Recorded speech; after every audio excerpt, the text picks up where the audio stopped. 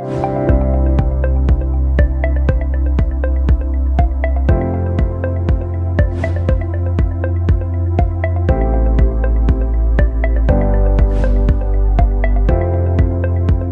à tous, donc je suis Julie Dahuzo, je suis responsable des programmes immobiliers pour une foncière qui s'appelle Ethique.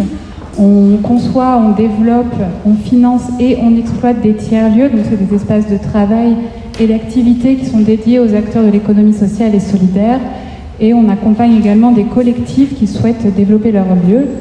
Nos missions s'articulent autour de la notion du triple bilan. Donc en gros, c'est d'allier la maîtrise de l'impact écologique de nos bâtiments, de proposer des loyers 10 à 30% en dessous des prix marchés pour pouvoir accueillir des structures de l'économie sociale et solidaire, et de tendre vers la viabilité économique de nos opérations en travaillant avec des acteurs de la finance responsable. Donc je vais vous parler de l'opération Wikivillage, qui est un tiers-lieu de 7500 m² qu'on va ouvrir dans le quartier Saint-Blaise, dans le 20e arrondissement de Paris, à la fin de l'année, et qui est un lieu qu'on a souhaité démonstrateur de la résilience urbaine et de l'innovation sociale. C'est un projet qui s'est monté autour d'un Réinventer Paris en 2018, avec donc Ethique, REI Habitat, qui est un promoteur de la construction bois, et l'agence AAA. Le projet s'est ensuite consolidé avec l'arrivée de DVVD en maîtrise d'œuvre et le fonds de co-investissement de l'ANRU et Novès côté investisseur. Donc c'est un bâtiment qui est conçu en bois avec une forte ambition pour réduire à la source les déchets et intégrer une logique d'économie circulaire dans la conception du bâtiment en intégrant une logique de cycle de vie, pendant la construction en faisant le choix du préfabriqué bois et en phase d'exploitation, comme on va le voir par la suite.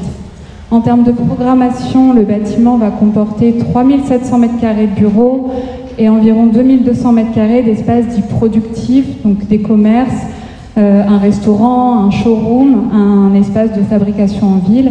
On a également 1000 m² d'espace végétalisé sur une toiture terrasse.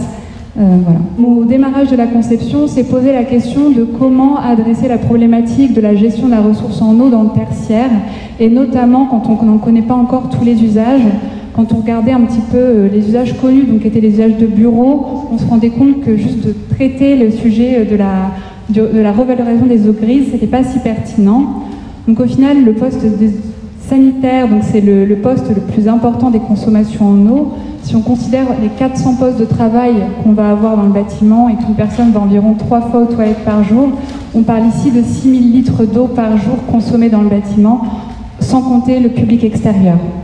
Donc on a recherché une solution pour préserver la ressource en eau et valoriser les urines, qui était déclinable sur un bâtiment de 5000 m², qui était professionnel, donc qui pouvait répondre à une haute fréquence d'utilisation quotidienne, sans nécessité d'action de la part des utilisateurs pour des questions d'hygiène, et avec une espèce d'automatisation de la collecte. La solution préconisée pour économiser l'eau, c'était de développer des urinoirs secs pour les hommes, donc on économise 100% de la ressource en eau et on peut récupérer les urines, et les toilettes à séparation d'urine pour le reste des sanitaires.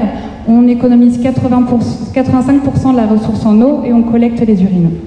On s'est mis à chercher du coup un exploitant qui travaillait sur la valorisation des urines, et donc on a rencontré Toupi qui développait un procédé pour transformer les urines en biostimulants et qui cherchait les points de collecte en Île-de-France. Donc ça, c'était en 2020. On a travaillé ensemble, du coup, pour le développement de l'opération, jusqu'à un coup d'arrêt en 2002, alors que nous, nos travaux sont largement avancés. Ils nous annoncent que, en fait, il y a encore trop d'eau dans l'urine qu'ils viennent récolter dans les toilettes à séparation d'urine, et qu'en gros, on a deux choix. Soit on se contente de valoriser l'urine des urinoirs secs pour hommes, soit on part sur des urinoirs secs féminins. Donc là, on tombe un peu des nues et on se dit « Ok, jusqu'où on va ?»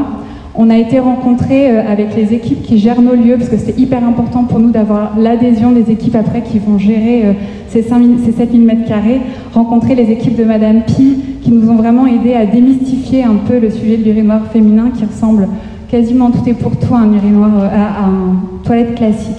Donc voici rapidement le schéma de l'installation qu'on a mis en place dans le bâtiment. On a deux réseaux, un réseau sec homme-femme qui est directement relié à une cuve de rétention des urines. Il y a un détecteur, dès que ça arrive au détecteur, ça déclenche une collecte.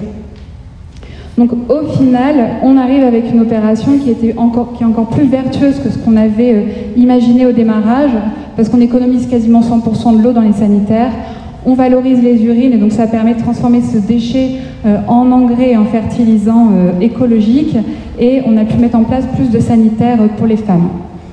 On estime à peu près à 100 000 € le surcoût de cette installation par rapport à une installation classique, donc en fait c'est peanuts par rapport aux économies d'eau qu'on va faire.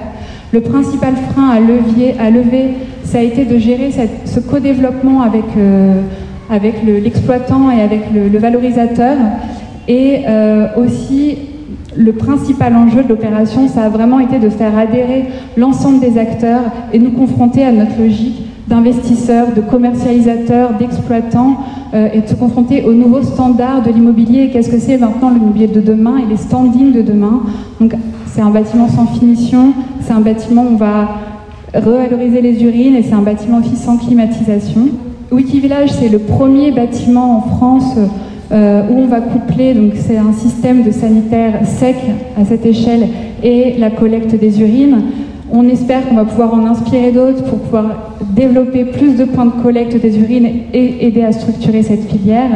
Je vous invite du coup à aller voir ce que font nos partenaires Toupi sur du coup les fertilisants qu'ils développent, et les équipes de Madame Pi, j'en ai pas beaucoup parlé, mais qui nous ont vraiment aidé à vraiment démystifier le sujet des urinoirs pour femmes et convaincus de les mettre dans des lieux pérennes et pas que dans de l'événementiel comme on en voit en ce moment. Et puis vous êtes les bienvenus à partir de la rentrée 2024 pour venir visiter le bâtiment Wikivillage.